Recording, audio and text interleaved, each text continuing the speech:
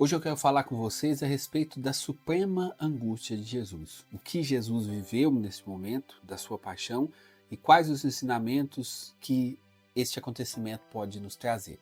Os ensinamentos, principalmente ensinamentos espirituais.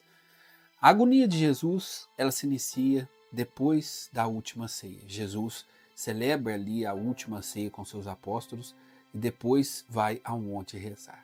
Esta é uma prática assim que a gente vê Jesus constantemente fazendo. Por exemplo, principalmente antes, a Sagrada Escritura traz antes de algum acontecimento importante.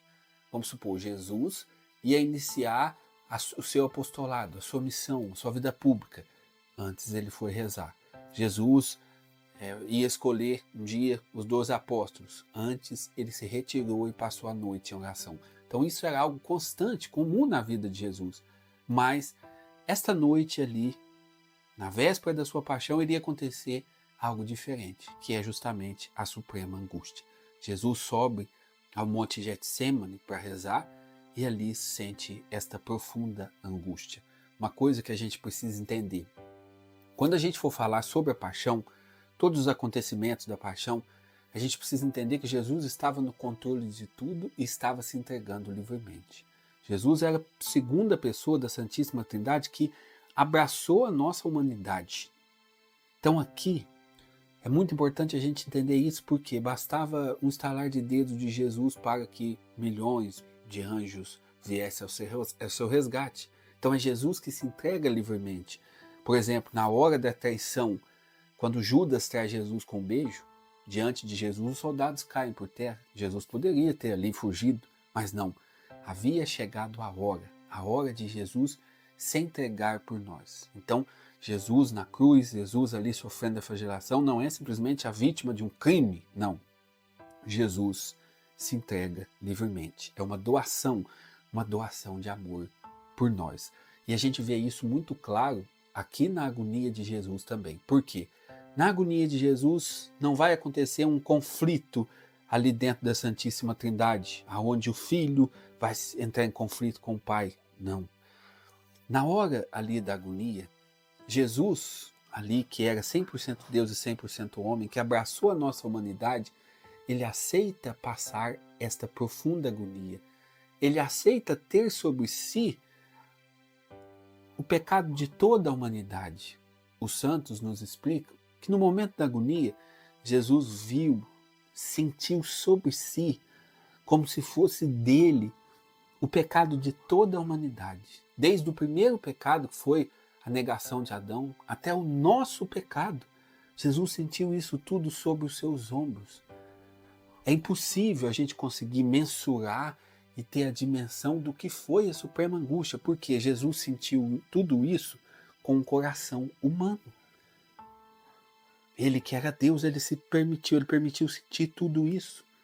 Existe um grande cardeal da igreja, chamado Fulton Sheen, que diz que ali naquele momento da agonia, a gente poderia estabelecer um paralelo entre o Éden e o Getsemane, entre a desobediência de Adão e a obediência de Jesus Cristo.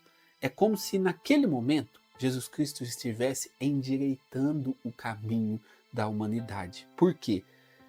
Lá no Antigo Testamento, no jardim, o homem se rebelou contra a vontade de Deus. Disse um não a Deus. Aqui, o homem, porque Jesus era 100% homem, vai assumir todo o nosso pecado. Vai assumir toda a fraqueza humana. Vai ter diante de si o que é a pena de um pecado, o que ele iria experimentar ali na cruz. Ele vai sentir tudo isso enquanto homem, mas ele vai endireitar os caminhos, porque ele vai colocar no último momento ali uma frase muito importante: que seja feita a sua vontade. Então por isso a gente pode ver o paralelo entre o Éden e o Getsemane, entre a nossa condenação e a nossa salvação. No jardim, o homem disse o não a Deus, desobedeceu a Deus. Agora que Jesus, que é o Filho do homem, ele é capaz de assumir todo o nosso pecado e até o pecado de Adão, mas ele se coloca debaixo da obediência de Deus, endireitando assim os nossos caminhos. porque é assim que nós devemos viver. Nós devemos ser sempre obedientes a Deus. Ainda que a gente atravesse por angústias, ainda que a gente atravesse por sofrimento, a gente deve sempre permanecer nessa obediência, que busca em tudo fazer a vontade de Deus. Então aqui Jesus está endireitando o caminho, está colocando o homem no seu devido lugar, debaixo da obediência de Deus. Obediência que é sempre confiante, porque nós obedecemos a Deus porque nós confiamos que a vontade dele é melhor. Então Jesus sofre isso na plenitude, porque ele chega ao ponto de suar sangue. Este suor de sangue aconteceu ao longo da história em algumas pessoas, mas em todas essas cenas onde as pessoas suaram sangue, existe ali uma angústia terrível, um medo terrível, um estado de desespero terrível que a pessoa sente. Nosso Senhor Jesus Cristo, que abraçou a nossa humanidade, ele permitiu sentir tudo isso no seu coração. Ele, homem, ali sentiu todo o peso do nosso pecado.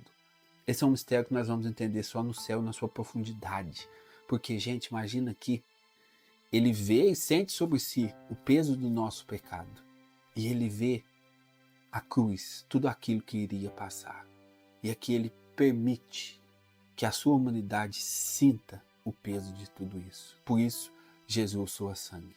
E alguns ensinamentos espirituais esse acontecimento nos traz. E são ensinamentos assim muito valiosos. Primeira coisa, aqui Jesus nos ensina a rezar da maneira correta. Você vê que Jesus, ele sente o peso do nosso pecado e ele reza ao Pai. Aqui para que o Pai o livrasse deste cálice. Mas Jesus encerra a sua oração dizendo, mas que seja feita a sua vontade. Nós devemos rezar e colocar diante de Deus tudo aquilo que nos aflige, as nossas preocupações, os nossos medos, as nossas angústias. Nós devemos e podemos colocar os nossos desejos, as nossas buscas, os nossos sonhos, tudo. Gente, quando nós rezamos, nós estamos diante do Pai. Então, o filho para o Pai pode pedir sem cerimônia aquilo que está no seu coração. Agora, esta última frase jamais pode ser esquecida, porque nós não podemos transformar a oração simplesmente em uma série de pedidos. Nós não podemos nos transformar como um cliente que chega e bate no balcão e exige os seus direitos na oração. Não pode ser assim. Nós colocamos os nossos desejos e nossos pedidos, mas estamos sempre abertos à vontade de Deus. Que seja feita a sua vontade. Muitas pessoas estão na oração hoje buscando não a vontade de Deus, mas estão buscando a sua própria vontade. E não é assim que Jesus rezou. Não é assim que nós devemos rezar. Em tudo nós devemos buscar a vontade de Deus, porque a vontade de Deus é o melhor que nós temos, é o melhor para nós sempre. Ainda que meio a angústias, dificuldades, provações, a vontade de Deus é o melhor.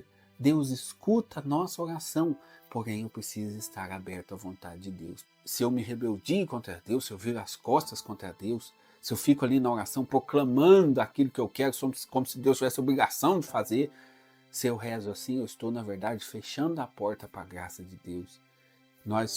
Existe uma coisa que todos os santos colocam como parte assim, fundamental na oração, e essa coisa chama-se humildade. Nós devemos nos aproximar de Jesus sempre com o coração humilde. E não existe humildade na onde eu só coloco os meus desejos, as minhas intenções, mas não me abro para fazer a vontade de Deus. Quando nós rezamos, nós estamos nos colocando diante de Deus, aquele que sabe todas as coisas, aquele que nos criou. Então eu preciso querer e desejar, Senhor, eu quero fazer a sua vontade. Outro ensinamento muito importante é a necessidade da vigilância. Os apóstolos que estavam com Jesus, Pedro, Tiago, João, eram os apóstolos assim, que sempre estavam com o Senhor nesses momentos de oração. Por exemplo, a gente vai ver na transfiguração, quem subiu junto com Jesus foi Tiago, João e Pedro. Esses três apóstolos estavam ali junto com Jesus e estavam agora. E nós vemos nos apóstolos uma espécie de um sono, que é uma tibieza, que é uma falta de vigilância. Jesus vem e exorta eles a vigiar, mas eles não vigiam. Este sono, essa tibieza, muitas vezes ela vem sobre nós hoje. Quando nós não damos conta ou não prestamos atenção que nós estamos em uma batalha espiritual. Existe uma batalha espiritual na nossa vida. A nossa caminhada nessa vida, ela é construída em cima de uma batalha espiritual. Nós precisamos vigiar, nós precisamos ter oração. Agora, o que a gente vê? A gente vê, por exemplo, que algumas pessoas ficam falando assim, ficam relativizando as coisas. Isso não tem importância não. Por exemplo, quando uma pessoa hoje fica falando assim que é muito radical falar sobre pecado. Que não pode falar sobre o demônio, nossa. Que não pode falar sobre o inferno, condenação, essas coisas. Você não pode falar não, que isso é muito radical, pode assustar as pessoas. Meus irmãos, isso tudo faz parte da batalha espiritual que nós estamos vivendo. A nossa vida, ela constitui um pouco, um recorte da vida de Cristo. Na vida de Cristo, ele enfrentou esta batalha. Agora, na nossa vida, é muito maior. As batalhas espirituais que nós atravessamos. A luta contra o mundo, a luta contra a carne, a luta contra o demônio. Esta é a luta espiritual que nós estamos passando, que nós vamos passar todos os dias da nossa vida. Agora, se eu não vigio, se eu não presto atenção e começo a rezar para valer, começo a ser vigilante, eu vou ficar como os apóstolos, eu vou entrar nessa letargia, nessa preguiça de rezar. E aí eu vou começar a inventar desculpinhas para que eu fique tranquilo. Sabe? Desculpinhas como essa que a gente escuta. De que Jesus é misericórdia, você não precisa se converter. De que não pode ser muito radical, tem que ter equilíbrio. Sim, mas equilíbrio não é você ficar no meio do caminho. Porque lá em Apocalipse a gente vai ver Deus falando assim: você não é quente nem frio, você está no meio do caminho. E porque você está no meio do caminho, estou a ponto de vomitar-te. Então, quando a gente medita a agonia de Jesus e vê ali os apóstolos dormindo, naquela hora ali da batalha derradeira, naquela hora que eles deviam estar em oração com Jesus e vigiar, eles dormem.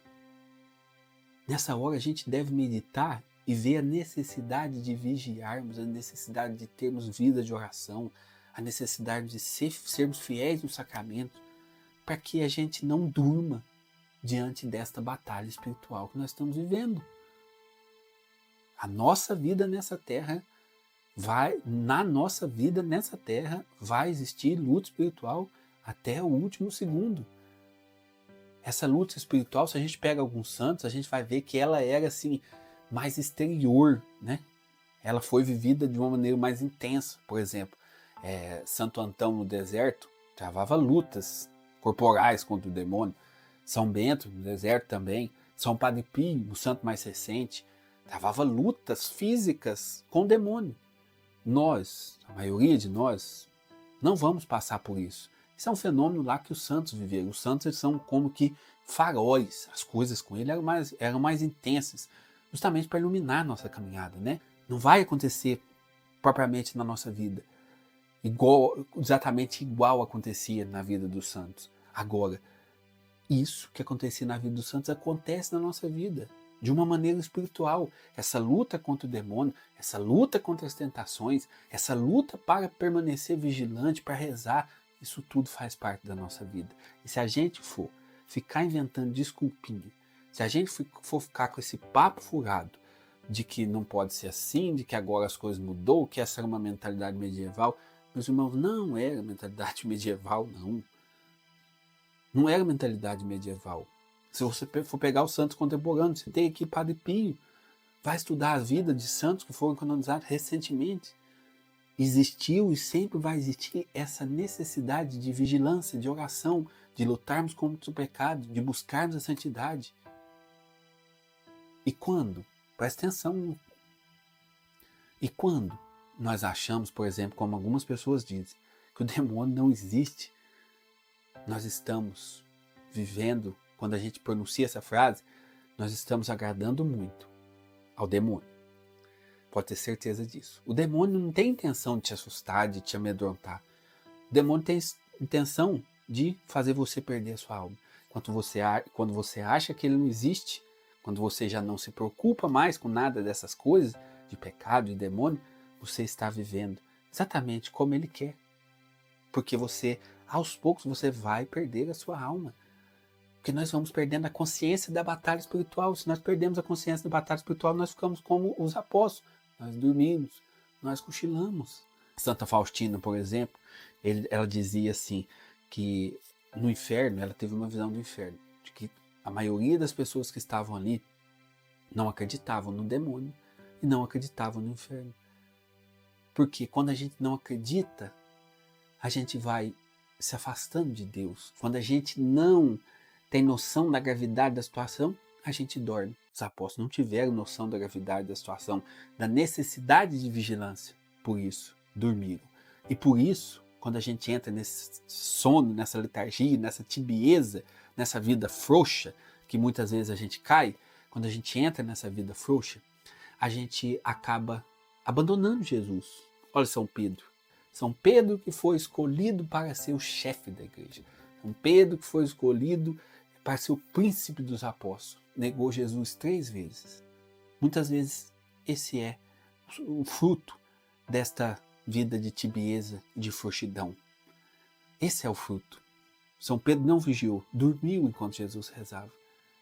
Mas na hora H, na hora dele dar o testemunho, na hora ali dele se manifestar como um dos apóstolos, na hora dele acompanhar Jesus, ao lado de Jesus, na hora dele ficar ao lado de Jesus, ele tremeu, ele negou Jesus. E esse é o salário da vida tíbia, a vida frouxa, a vida que não tem noção de que está numa batalha espiritual, acaba por se afastar, até deixar Jesus. Que Jesus possa nos abençoar, nos fortalecer, que a Virgem Santíssima nos ajude a viver então essa caminhada de vigilância, de oração.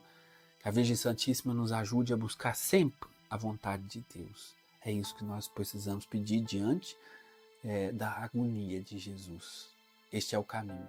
Estamos em luta espiritual, que nós possamos estar vigilantes, orantes, para não cair em tentação. Esse é o maior ensinamento que este episódio de hoje, que nós meditamos aqui, nos traz. Na semana que vem a gente volta com mais um vídeo aqui, dentro desse desafio quaresmal que a gente está fazendo. Se você não entrou para o nosso grupo de WhatsApp, ainda dá tempo, vou deixar o link aqui na descrição. Quaresma é um tempo de meditarmos sobre a paixão de Nosso Senhor, sobre a vida de Nosso Senhor e buscar sempre conversão de vida. Esta é a palavra. Convertei-vos e creis no Evangelho. Eis a grande meta da Quaresma. E nós pedimos que você curta, compartilhe, divulgue esse vídeo e nos ajude a evangelizar. Essa é a nossa maior intenção com o nosso trabalho aqui nas redes sociais, tá joia? Que Deus abençoe. Até o nosso próximo vídeo. Em nome do Pai, do Filho e do Espírito Santo. Amém.